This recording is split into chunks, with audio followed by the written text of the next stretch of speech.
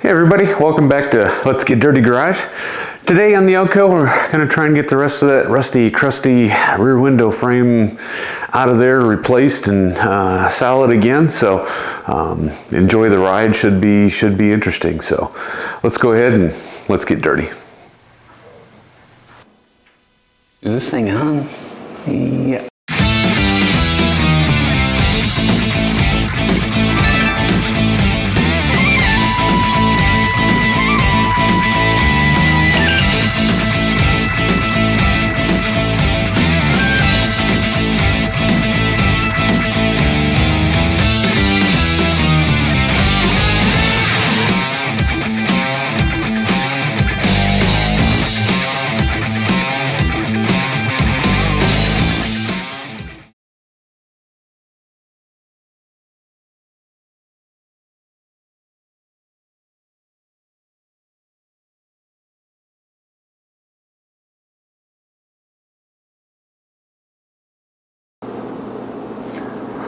All right, so back on the back window still.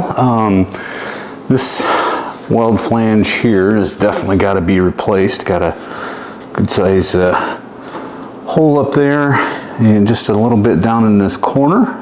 But after doing some investigating and researching, and no, actually I just poked my head up underneath there and looked. This weld flange here is the quarter outer and the quarter inner, and the pinch weld is right along here, you know, the pinch welds.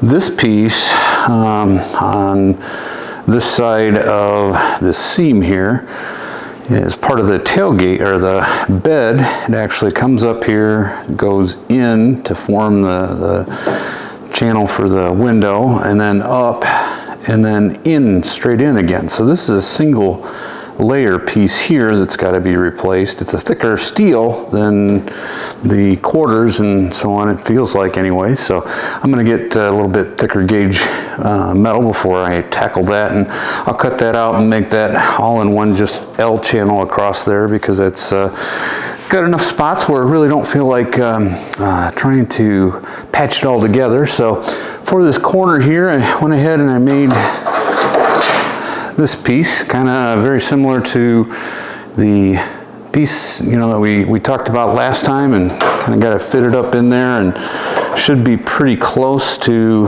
what we need to get into that corner. So I'm going to work on getting this seam separated here and a little bit cut out on this end, and see if we can't get that fitted in there and get ready to weld. So that's the plan of action, as if I had a plan, but that's all right.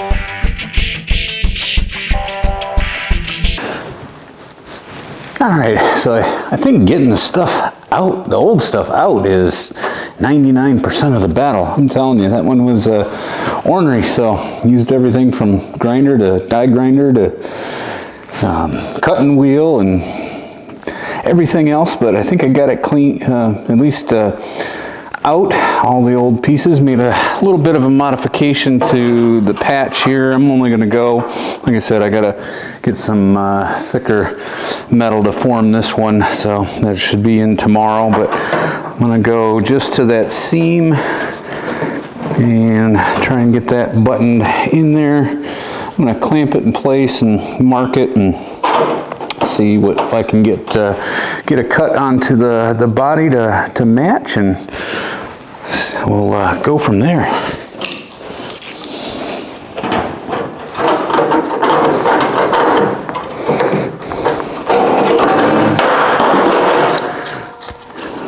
coordinated.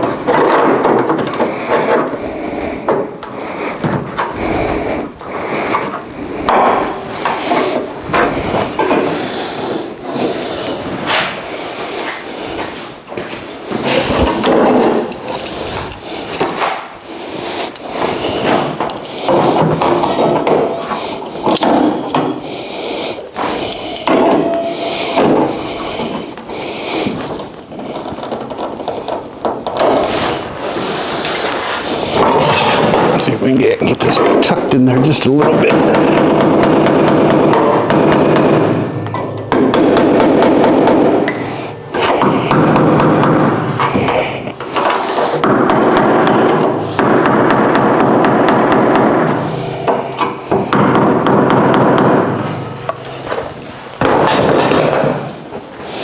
All right, let's see where we're at here.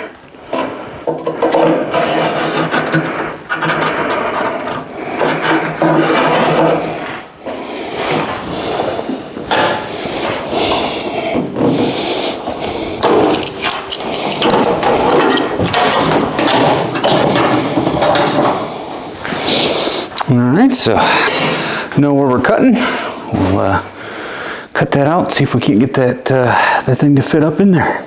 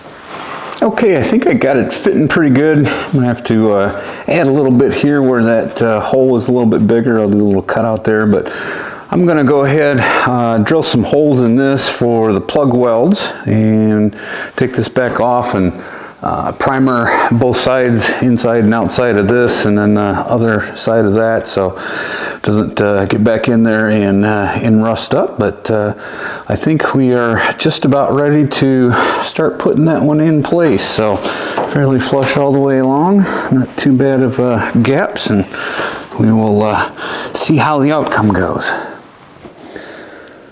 By the way,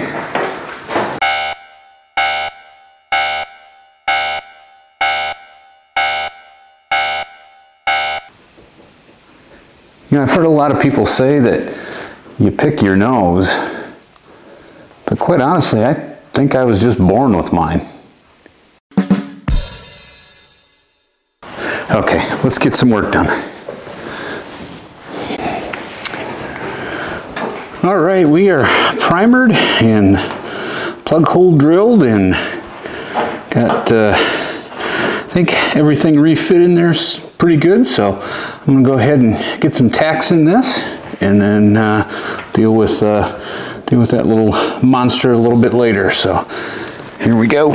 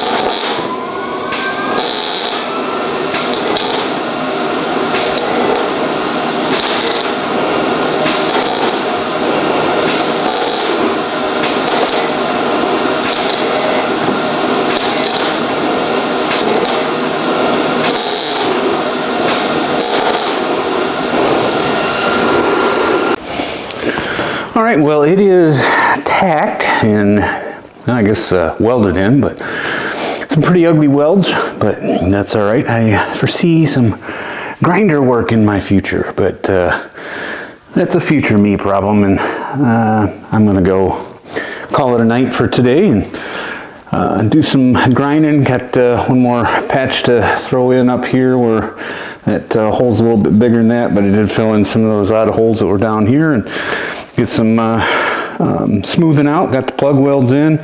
Seems to be fairly straightforward, and we'll grind it up and see what it looks like after that. All right, well, future me here. So after a bunch of grinding and some plug and holes and all that fun stuff and pinholes and so on, here's our finished or semi-finished project or product. Got a little bit more cleanup to do on some of the weld edges and so on, but it's in there good and easily finishable from that standpoint. So next onto this lower rail here, so that should be fun, and we'll see if we can't get some of that out of there. I'll share with you a little bit of wisdom that I've accumulated over the years. That one thing that you want to do is try and check your work as you go. Make sure that you're not getting things in the wrong spot and so on, and just making sure that all the curves and so on are going to fit back to the back glass, rather than hauling the glass in and out of there and potentially breaking it and all that fun stuff. Since I'm not all that gentle, I went ahead and scanned the old glass and put it in a real fancy CAD program and 3D printed on a model, and that way I got something in order to plug in there. And CAD, it's a cardboard aided design. So, and see, it's 3D printed right there.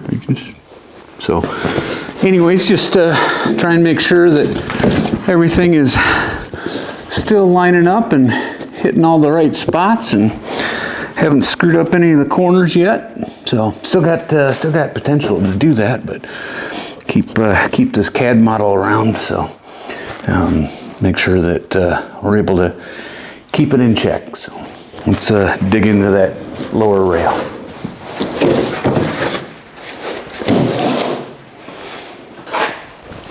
Okay, if you want to make some relatively straight bends, and you don't have a sheet metal brake, because I don't, because I'm still too cheap to buy one, get yourself just a couple of pieces of angle iron. I'm using 1.5" here. Very specific reason for that, because that's what the steel place had in stock. So I think there's $11 worth of angle iron there. But put that in, line it up with where you want that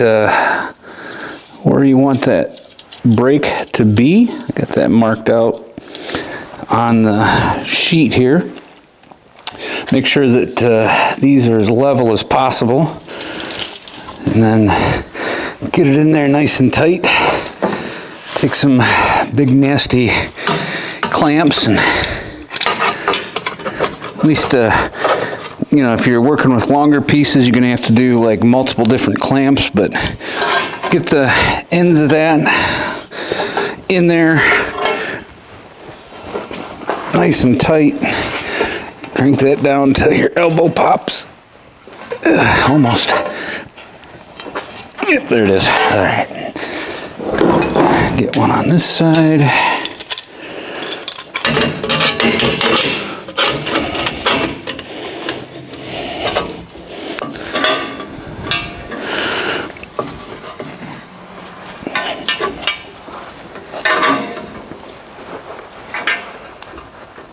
Okay, that should do it. Got that flush, so that's basically doing the same thing as a brake would do. Obviously, you're going to have some hammer marks in it if you're hammer forming it like this, but for this application, really is fine. So, because that's all going to be under adhesive and everything, but just work back and forth down there just a little bit at a time.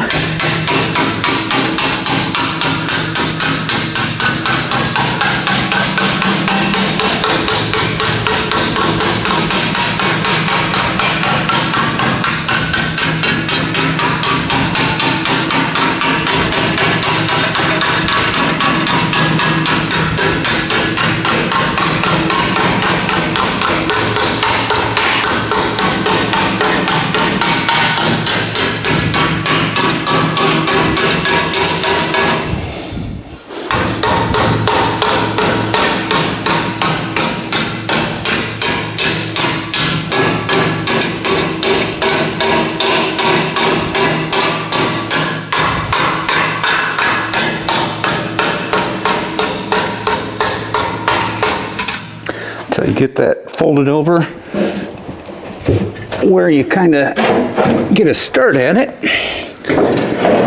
And then just try and work that, that fold edge.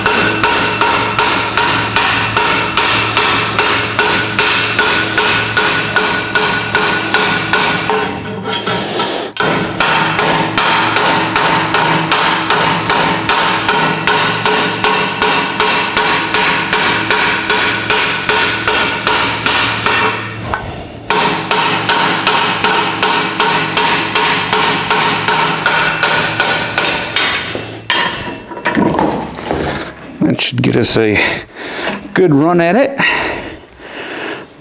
And then typically that's gonna bend just a little bit, so put it in the other way. Fold the back side of that up.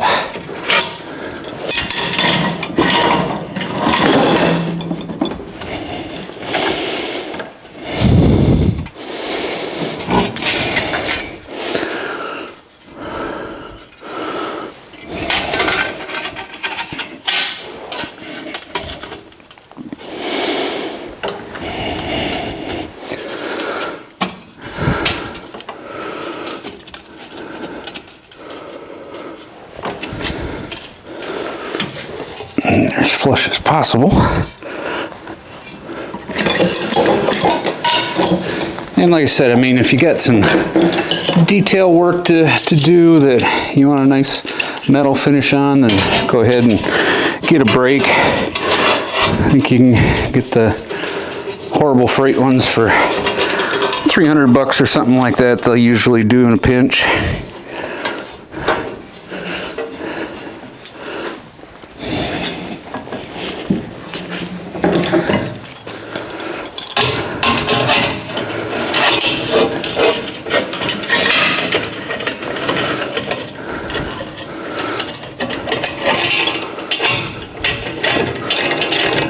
I guess you gotta be smarter than the clamp.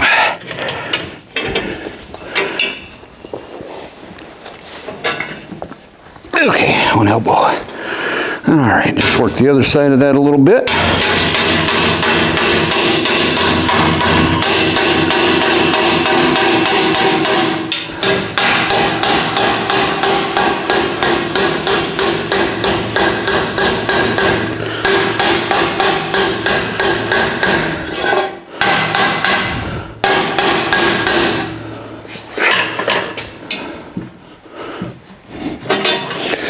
That should hopefully give us close to what we're looking for here.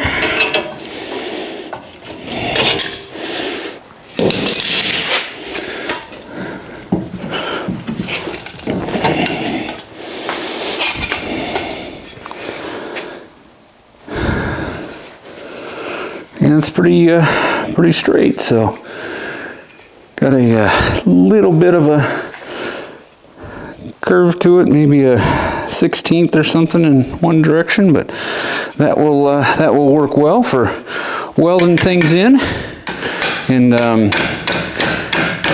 I did do almost all of the hammering on the what's going to be the back side, so not as much comes through on the front side. So you can put it in there and make sure that you're getting everything in the, you know, if you want to finish it off, you can go with the, you know, go at it with a plenishing hammer or something like that. But hammer forming is pretty straightforward. That was obviously the way they did it before all the fancy machinery. And I made I'll make 2 of these and do half of that rear rail at a time, or the rear window bottom portion of it at a time. This is 18 gauge, so nice thick metal that'll hold up under all the duress. So that's an $11 brake and a hammer.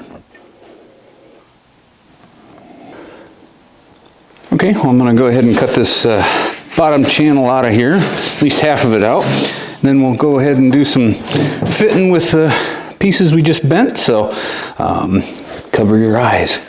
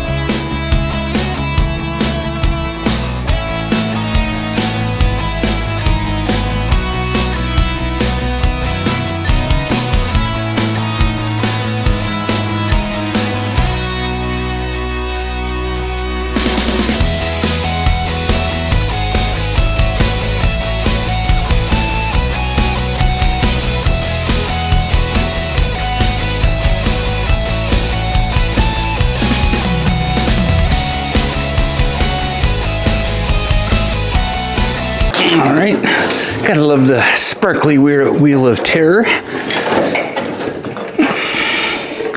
Looks like there is some spot welds along that top flange, so I'm gonna have to do some grinding on that to get the rest of this out of here before we do some fitting. So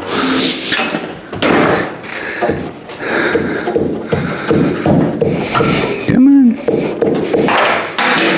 All right.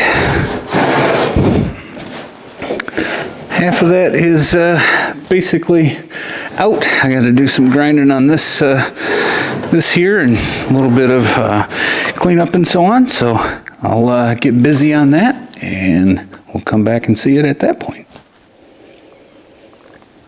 Okay, update on cutting this out. I partway lied to you guys, sorry about that, but on the ends here where I was poking around, this channel actually is one piece, so there isn't anything in behind there. But going across the center here, there seems to be a bracket for this package shelf for all the really heavy packages and so on that you want to carry back there. But that folds up and under and spot welds in there. I had thought that this package shelf kind of doubled around itself and went in and was pinch welded there. So got a little overzealous and cut through both layers of that, but I only cut half of that off anyway. So I'm going to lay the patch in here, get that fit, and then actually screw it to this piece, get it tacked into both edges, and then do the plug welds in order to get those two tied together, and then I can easily go in from the bottom side. It's a little bit of a contortion, but you can get in behind that that package tray and get that seam stitched up there. So got that cleaned up. Now on to fitting the patch in there. All right, so got the patch in place, primered up both sides of that. End's a little bit flexible, so I got to hold that in place while I'm tacking. But I think actually while I'm in here, I'm going to tack it to this piece as well, the package tray, and actually get that as a solid piece. There's a little bit of rust on some of that edges there that I want to make sure we're dealing with. So I'll get busy and get this tagged down.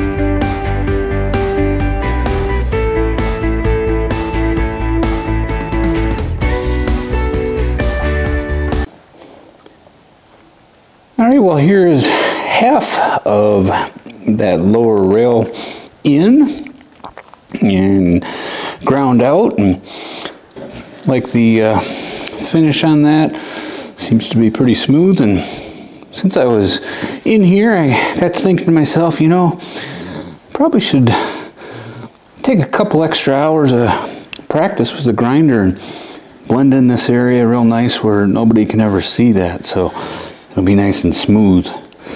Yeah, so dumb decisions, got to follow them through, but I think it looks good. And now just finish up the other side, and hopefully this rear window will be done.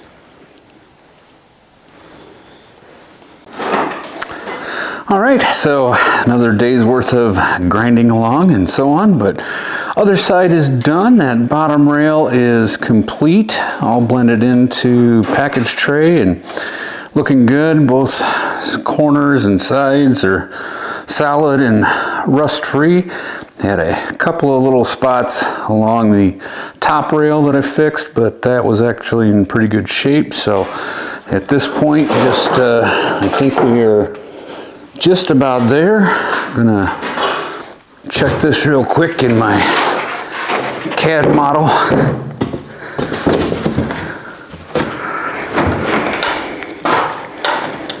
So, yep, gaps look good all the way along. Corners look good.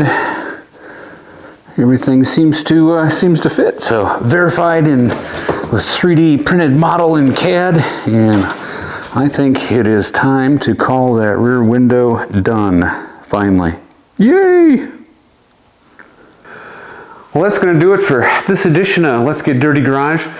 And I tell you, rust repair, do all that work, and all it does is look like it's supposed to. So, but anyways, it's worth it.